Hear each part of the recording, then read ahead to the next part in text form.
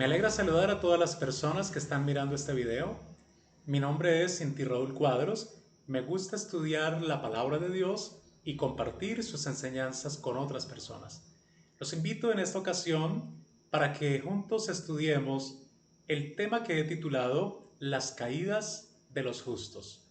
¿Es posible que una persona que haya sido declarada justa por Dios caiga en la miseria del pecado? Quiero invitarlos para que estudiemos este apasionante tema, ilustrado por las vidas de dos grandes patriarcas de la antigüedad. Bienvenidos. Uno de los patriarcas en ser considerados justos por Dios fue Noé. En Génesis capítulo 7, versículo 1, podemos leer: Dijo Jehová a Noé: A ti he visto justo delante de mí en esta generación. Es muy interesante que en medio de todas las personas que vivían en el tiempo de Noé, solo el Señor miró justo a este siervo que escogió para una tarea tan especial en una época crucial de la historia de la humanidad.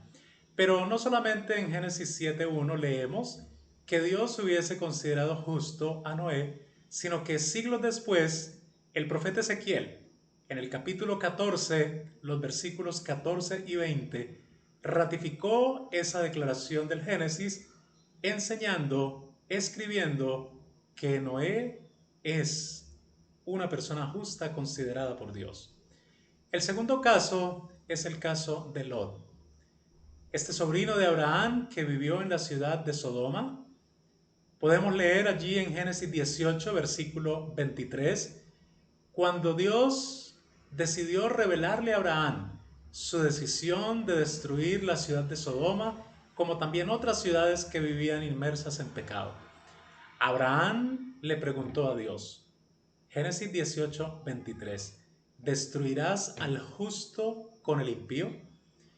Cuando Abraham le hizo esta pregunta a Dios, sin duda que se refería a Lot, su sobrino, quien según la segunda carta de Pedro, el capítulo 2, los versículos 7 y 8, vivía en la ciudad de Sodoma.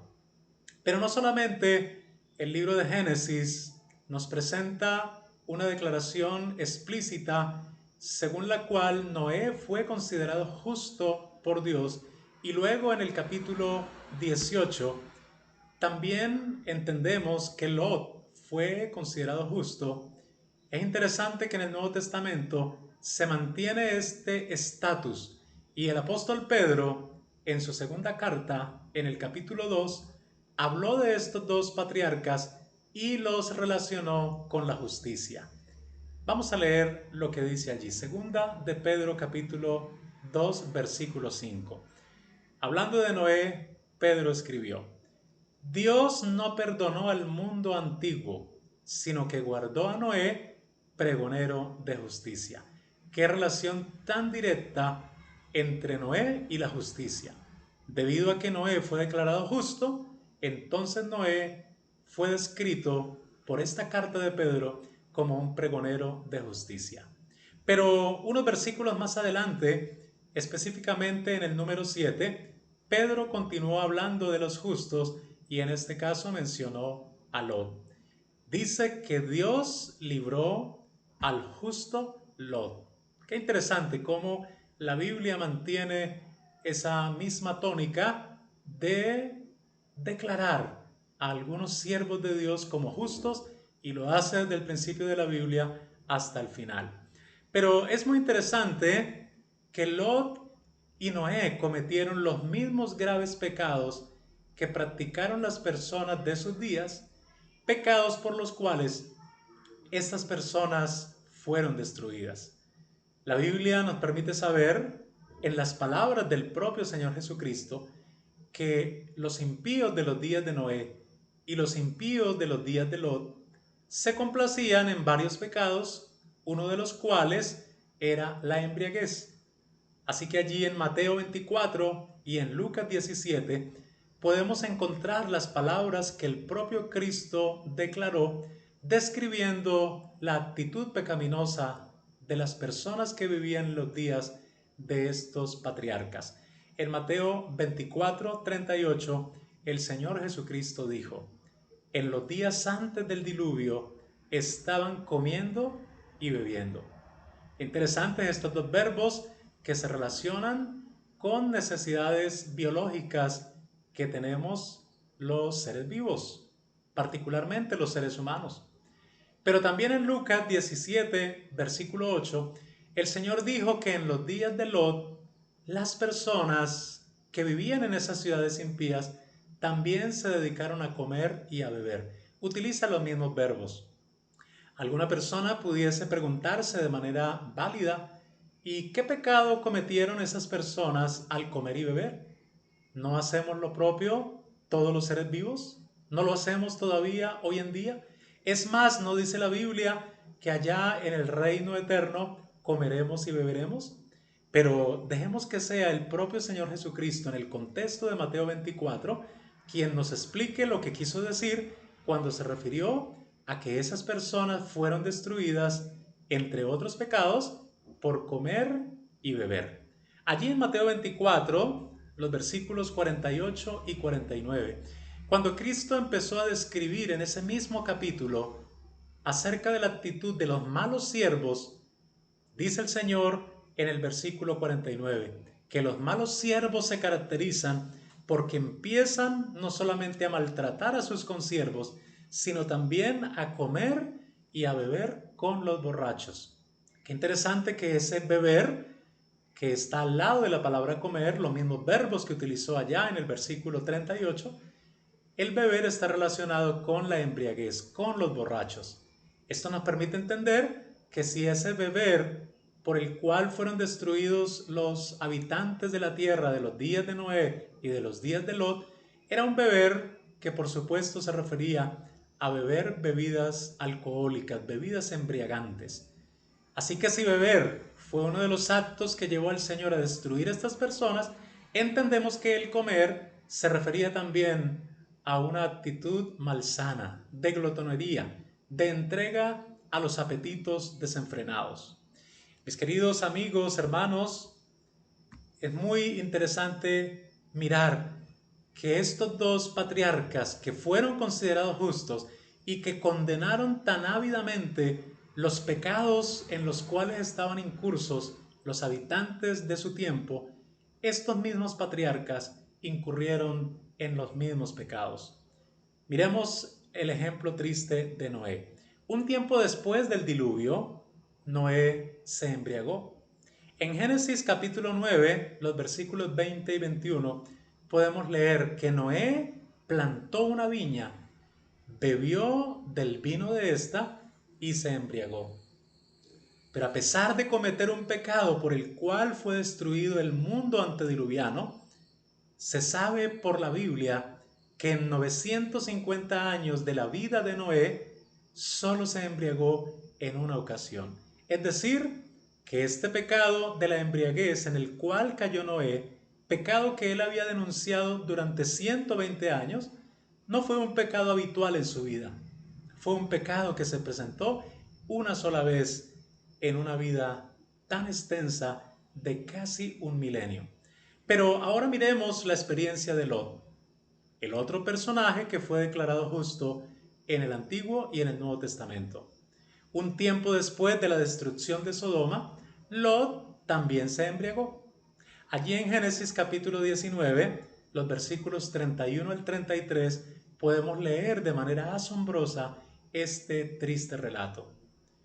La hija mayor de Lot le dijo a su hermana menor: demos a beber vino a nuestro padre y durmamos con él, y conservaremos de nuestro padre descendencia. Versículo 33. Y dieron a beber vino a su padre aquella noche. Mis apreciados amigos, amigas, pero no solamente Lot incurrió en este pecado de la embriaguez. Otro de los pecados que cometían los habitantes de Sodoma era la inmoralidad sexual. Acerca de este pecado podemos leer en Judas el capítulo 1 y el versículo 7. Allí en ese pasaje la Biblia dice que las personas que habitaban en Sodoma, en forma muy general, a excepción de la familia de Lot, se complacían en los pecados sexuales. Utiliza la palabra porneía, que es una palabra griega que se refiere a todos los pecados de impureza sexual. Y también cometían pecados que iban en contra de la naturaleza. Pero qué interesante es que las hijas de Lot llegaron también a participar de esas mismas malas prácticas contra la naturaleza, como leemos en Génesis 19, versículo 31. La hija mayor le dijo a su hermana menor: nuestro padre es viejo y no queda varón en la tierra que entre a nosotras conforme a la costumbre de toda la tierra. Lo que este par de hermanas, las hijas de Lot, estaban procurando era perpetuar la descendencia de su familia, que no se extinguiera el nombre de su padre. Así que decidieron embriagar a su padre para cohabitar sexualmente con él y poder procrear descendencia. Qué interesante es lo que dice allí el versículo 31 que acabamos de leer. No queda varón en la tierra que entre a nosotras conforme a la costumbre de toda la tierra. Por supuesto que las personas habían muerto en esa conflagración de fuego y azufre que destruyó a esta ciudad y a otras ciudades cercanas. Así que decidieron practicar la costumbre de toda la tierra. De manera que podemos deducir que Lot no solamente cometió el pecado de la embriaguez, sino que también cometió el pecado del incesto. Así como acostumbraban a hacer los antiguos habitantes de Sodoma, la ciudad donde él vivía, entonces sus hijas lo llevaron a esa triste experiencia. Pero otra vez, tanto la embriaguez de Lot como ese gran pecado del incesto solo se dieron en su vida una vez. No era un pecado habitual en su vida, sino que se dio tristemente en una sola ocasión. A pesar de cometer pecados por los cuales fueron destruidos los impíos de sus días, Noé y Lot se arrepintieron de estos pecados, en virtud de lo cual siguieron siendo considerados justos. Y aquí empezamos a responder esa pregunta del principio. ¿Es posible que los justos caigan en pecado?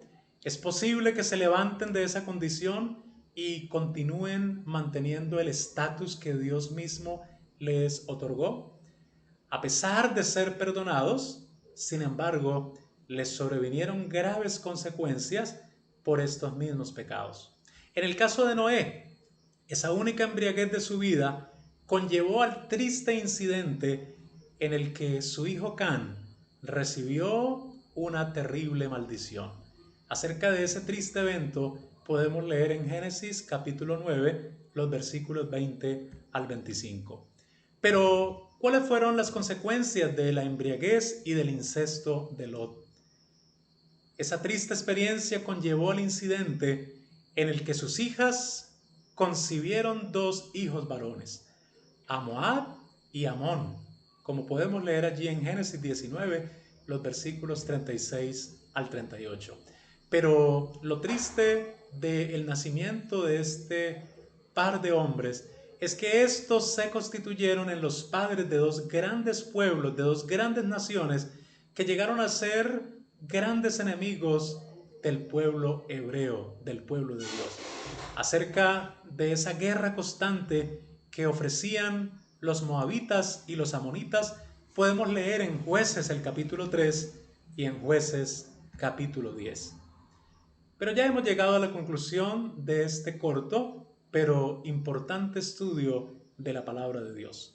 Podemos concluir que Noé y Lot cayeron tristemente en los mismos pecados, la embriaguez y el incesto, pecados por los cuales fueron destruidos los impíos de sus días. La diferencia radicó, sin embargo, en que Noé y Lot no cometían estos pecados de manera habitual como sí lo hacían los impíos de sus días. Noé y Lot se arrepintieron de estos graves pecados, a diferencia de las personas que vivían en su tiempo, quienes no sintieron la necesidad de arrepentimiento. Noé y Lot se arrepintieron de sus graves pecados, aunque con tristes consecuencias. Los justos pueden caer en pecado, pero las consecuencias van a sobrevenir.